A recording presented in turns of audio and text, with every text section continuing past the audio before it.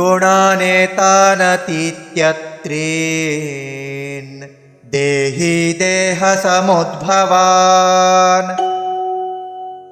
जन्म मृत्युजरा दुःखैः विमुक्तोऽमृतमश्नुते।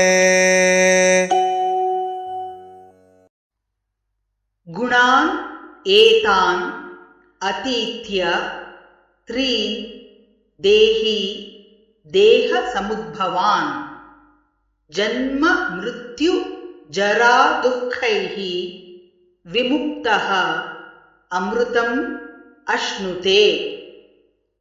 गुणानेतानतीत्यत्रीन् देहि देहसमुद्भवान् जन्म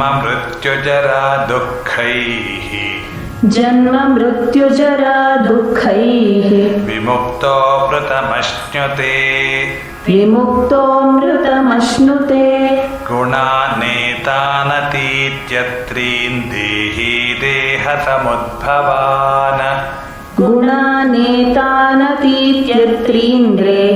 देहसमुद्भवान् जन्म मृत्युजरा दुःखैर्विमुक्तोऽमृतमश्नुते।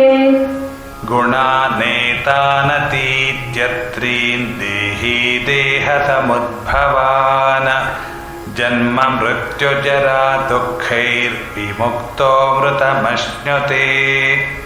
गुणानेतानतीत्यत्रीन् देहि देहसमुद्भवान् जन्म मृत्युजरा दुःखैर्विमुक्तोऽमृतमश्नुते।